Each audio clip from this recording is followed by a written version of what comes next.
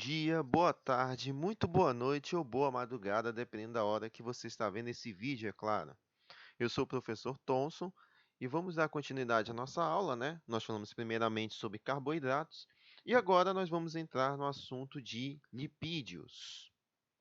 Os lipídios, gente, eles são substâncias orgânicas encontradas em grande quantidade nos seres vivos e eles são a segunda fonte de energia para as células. Eles possuem maior quantidade de energia que os carboidratos. No entanto, os carboidratos são muito mais fáceis de serem utilizados e oxidados pela célula. Além de função energética, os lipídios estão presentes na composição da membrana celular, isolam nos neurônios a condução dos impulsos nervosos através da bainha de mielina e servem como isolante térmico sobre a pele dos mamíferos. Os lipídios simples, gente, quanto à sua composição química, são formados a partir da união de três cadeias de ácidos graxos, né? Como vocês podem ver na imagem aqui, né? Três cadeias de ácidos graxos ligadas e uma molécula de glicerol, que é essa daqui, né? É um tipo de álcool, glicerol, e eles são insolúveis em água, mas solúveis em solventes orgânicos, como o éter, a benzina, o clorofórmio e a água, né? E eles podem ser classificados de dois tipos, né?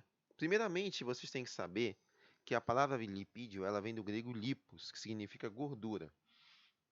E como eu disse, elas são moléculas orgânicas, né? E desempenham diversos papéis biológicos conforme o tipo a ser considerado. O principal grupo dos lipídios abrange os glicerídeos, os cerídeos e os esteroides. Aqui vocês podem ver um pouco sobre a classificação dos lipídios. Vocês vão ver os lipídios simples, né, que possuem na sua composição apenas carbono, hidrogênio e oxigênio. E entre eles estão os mais importantes, né, que são os glicerídeos, que são os óleos e as gorduras, as ceras, que incluem a cera do ouvido, da colmeia das abelhas e da casca das árvores, e também os esteroides, que são os hormônios sexuais, os hormônios corticoides, do corticoide, né? E também o colesterol. Os lipídios mais complexos, gente, são aqueles que, além do carbono, hidrogênio e oxigênio, eles apresentam na sua composição o nitrogênio também, né? O fósforo ou o enxofre. Eles também são chamados de lipídios conjugados, onde a gente vai encontrar os fosfolipídios, os glicolipídios e os serobrisídeos. O primeiro tipo de lipídio que a gente vai falar, gente, são os glicerídeos, o que são os óleos quando estão em estado líquido ou gorduras quando estão em estado sólido. Eles são formados geralmente por glicerol, né, pelo glicerol e três ácidos graxos. Os glicerídeos, gente, estão na composição da manteiga, da banha, do queijo, do leite e nos óleos de origem vegetal. As ceras, que vai ser o segundo que nós vamos falar, ou cerídeos, são formados por uma grande cadeia de álcool, bem maior do que a do glicerol e ligadas a um ácido graxo, né? O ácido graxo. Os esteroides, gente, eles são formados pela combinação estérica, né, de ácido graxo com álcools policíclicos, ou seja, de cadeias fechadas, e formam importantes hormônios do corpo, além do colesterol. Entre os esteroides mais conhecidos, nós temos a progesterona, que é um hormônio sexual feminino, né, produzido pelo corpo nos ovários, né, pelo corpo lúteo nos ovários, né, e atua no desenvolvimento da sexualidade feminina e na gravidez. A testosterona é o hormônio sexual masculino, produzido pelo retículo endoplasmático liso das células de Leydig dos testículos, e atua no desenvolvimento da sexualidade masculina. Os glicerídeos, gente, como foi falado antes, eles são ésteres, formados pela junção de ácidos graxos e um tipo de álcool, o glicerol. Aos componentes orgânicos formados pela união de um ácido e um álcool dá o nome de ésteres. Entre as características dos glicerídeos, nós podemos dizer que, em temperatura ambiente ao redor de 20 graus, os glicerídeos eles são sólidos ou líquidos, sendo conhecidos como gorduras ou óleos. As gorduras, gente, são frequentemente encontradas nos animais, até mesmo na gente. Nas aves e nos mamíferos, elas se acumulam no tecido adiposo, sob a pele e constituem um material de reserva energética, né, também. Mas existem alguns animais onde a gordura desse tecido adiposo, ela atua como um isolante térmico, dificultando a perda de calor pelo corpo. Principalmente os animais que vivem em ambiente frio, né? Alguns desses animais também, eles acumulam gordura para poder hibernar durante o período do inverno, né? É assim que eles se mantêm vivos e se alimentam. Os óleos, gente, que também fazem parte do grupo dos glicerídeos, aparecem distribuídos principalmente nos vegetais e nas sementes oleaginosas, como o da soja, do amendoim, na semente de girassol também e no milho, né? Eles representam uma considerável fonte de reserva energética para o embrião da planta em desenvolvimento. Os cerídeos, que são outro grupo de lipídio, são ésteres formados por ácido graxo e certos álcools, de cadeia mais longa que o glicerol. Eles compreendem as ceras que ocorrem na superfície de folhas, como da carnaúba, por exemplo, e de frutos, como da manga, impermeabilizando e contribuindo para evitar a perda de água para o meio externo. Eles também são encontrados, gente, na secreção de certos insetos, como das abelhas, por exemplo, né? Aquela colmeia e os favos que a gente vê, eles são constituídos de cera, né? E essa cera, gente, é um tipo de cerídeo que é, em consequência, um tipo de lipídio também. Os esteroides, eles constituem um grupo de substâncias lipídicas formadas a partir de álcools policíclicos, né, de cadeia fechada, denominados esteróis. É daí que vem a palavra, né? Esteroide vem desse termo esteróis. Entre os vários tipos de esteróis, destacam-se o colesterol. No corpo humano, grande parte do colesterol estritifica-se, né? Esterifica-se com ácidos graxos de cadeia longa. O restante pode ser encontrado de forma livre. Aqui vocês vão ver um exemplo da estrutura molecular do colesterol. O colesterol, gente, ele também é um esteroide encontrado na nossa membrana plasmática. Ele ajuda a evitar que o excesso de água entre na célula e também que a célula perca uma grande quantidade de água que existe dentro dela, na parte líquida. Parte do colesterol, gente, é produzida no fígado e outra parte nós obtemos através da alimentação, nas gorduras principalmente de origem animal. E há dois tipos de colesterol: o HDL, que é o High Density Lipoprotein, e o LDL, o Low Density Lipoprotein. Quando em excesso, o LDL, gente, que é esse daqui, ele pode acabar se depositando nas artérias, né? Causando a asterosclerose, que é o endurecimento ou entupimento das artérias. E, como consequência, isso acaba causando um infarto do miocárdio. Aqui você tem um exemplo, né, do ciclo, né, do sangue circulando por uma artéria normalmente. Ele segue sem obstrução nenhuma. Quando a artéria está entupida, com gorduras sintetizadas a partir do LDL, você vai encontrar uma obstrução e o fluxo não segue normalmente, ele vai encontrar um impedimento. E muitas vezes isso pode levar, como eu disse anteriormente, ao infarto do miocárdio. Por isso, gente, é bom a gente tomar um certo cuidado com o colesterol. Como diz, não ultrapasse a faixa. Como citado anteriormente, o colesterol, gente, ele é produzido ou no fígado ou nos alimentos de origem animal, né? Como nós falamos. Quando ele é ingerido de forma externa, de um ambiente externo, como por exemplo através dos alimentos, ele é chamado de exógena, de origem exógena, quando é ingerido por meio de alimentos, como ovo, leite, carne, caranguejo, camarão e entre outros. Quando ele é fabricado pelo próprio organismo, esse colesterol ele recebe a classificação de endógena. O fígado não só produz o colesterol, mas ele também é capaz de degradá-lo, atuando como um órgão regulador da taxa dessa substância no sangue. Ele permite ainda a formação da vitamina D3, né? E dos sais biliares, que participam da absorção de cálcio e do ácido graxo no intestino. Aqui vocês podem ver mostrando a imagem, né? O triglicerídeo da comida ingerida no intestino, e assim a gente vai, né, acumula-se nos vasos sanguíneos e formam outros triglicerídeos que a gente usa e que vai para os vasos sanguíneos, para absorver, é claro, ácido graxo, né, e cálcio. No fígado é produzido o HDL e o LDL. No entanto, gente, o colesterol, como foi dito anteriormente, ele precisa ser mantido num certo nível considerado normal para o organismo. Quando ele atinge um nível muito alto, começam a se formar placas dentro das artérias, né, chamadas de ateroma. E eles vão se depositando na parede da artéria, deixando ela mais estreita. Com o tempo, essa ateroma ela vai começando a calcificar, contribuindo para a perda da elasticidade da artéria.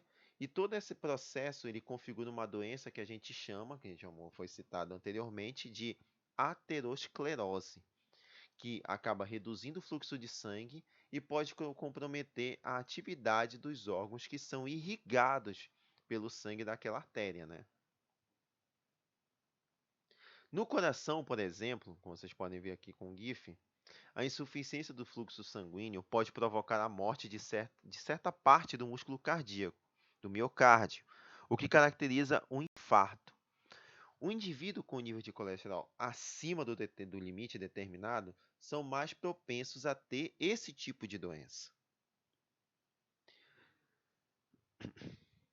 Nesse caso, gente, quando você tem um colesterol muito alto, você deve consultar o médico que vai prescrever uma dieta adequada para você e, eventualmente, também vai dar alguns medicamentos que vão ajudar a regular essa taxa de colesterol.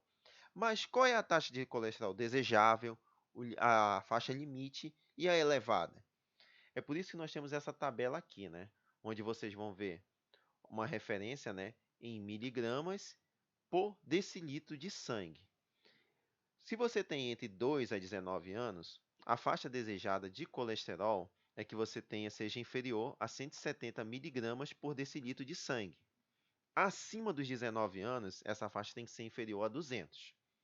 A faixa limite de colesterol fica entre 170 e 199 miligramas por decilitro dos 2 aos 19 anos. Acima dos 19, essa faixa limite é de 200 a 239 miligramas por decilitro de sangue. Ele é considerado elevado na idade de, por exemplo, de 2 a 19 anos, quando ele é superior a 199 miligramas por decilitro de sangue. E superior, no caso dos adultos, né, quando essa faixa é superior a 239 miligramas por decilitro de sangue. Admite-se que a ocorrência da asterosclerose seja favorecida por predisposição hereditária. Então, se você tem casos da sua família de pessoas com colesterol alto, provavelmente você também pode ter esse tipo de problema. Então, se você tem na família, consulte um médico imediatamente para se monitorar e se prevenir. Mas tem outros fatores que ajudam no aumento do colesterol, como o hábito de fumar, o estresse, a vida sedentária e o consumo de alimentos que contenham alto índice de colesterol. O mau e o bom colesterol. Como vocês viram, gente, existem dois tipos de colesterol, que é o LDL e o HDL. O LDL é a sigla para designar uma lipoproteína sanguínea de baixa densidade e capaz de transportar o colesterol produzido no sangue ou absorvido no intestino até vários organismos do corpo. A LDL, gente, ela é uma das proteínas principais para transporte de colesterol no sangue. A HDL é a sigla para designar uma lipoproteína sanguínea de alta capacidade. Entendeu? Uma alta capacidade. Ela transporta até o fígado parte do excesso de colesterol do sangue. No fígado, esse colesterol é degradado e excretado com a bile.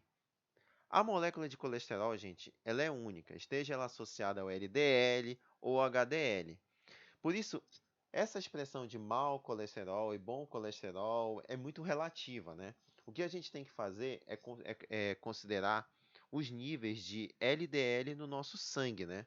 Para que ele não se deposite nas nossas artérias, né?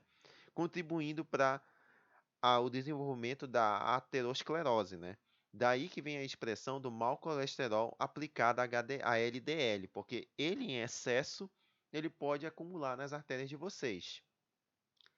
E por contribuírem com a taxa e devido ao fato da HDL contribuir para a diminuição da taxa de colesterol, ele acaba recebendo esse nome então de bom colesterol.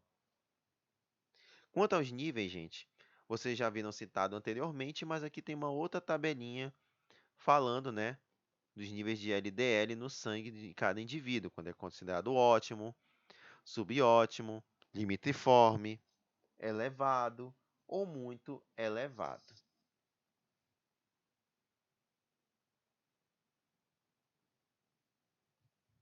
Os esteroides, gente. Os esteroides, eles atuam como percussores dos hormônios sexuais, como a testosterona, que eu falei anteriormente, que é o hormônio sexual masculino, e a progesterona, que é o hormônio sexual feminino. Aqui vocês vão ver a molécula, né, o formato da molécula da progesterona, e como eu falei anteriormente, ela é produzida no lúteo, nos ovários, e atua no desenvolvimento da sexualidade feminina e na gravidez. Já a testosterona é produzida no retículo endoplasmático liso, nas células de Leydig presente nos testículos, e atua no desenvolvimento da sexualidade masculina. Mas isso não quer dizer que, por exemplo, um homem tenha só testosterona e a mulher tenha só progesterona. Ambos têm esses dois tipos de esteroide. Só que o homem tem a testosterona muito mais elevada e na mulher a progesterona é muito mais elevada. Carotenoides e fosfolipídios. Eles fazem parte, gente, dos lipídios complexos. Os carotenoides são substâncias de natureza lipídica que possuem uma coloração amarelada ou avermelhada, e é muito comum nas folhas e órgãos de outras plantas, né? Entre os carotenoides mais importantes para o ser humano, existe o beta-caroteno, né? Que é uma substância percussora da vitamina A. Essa vitamina, gente, ela é importante porque ela está relacionada com a nossa visão e com o aumento da sensibilidade da retina do olho à luz.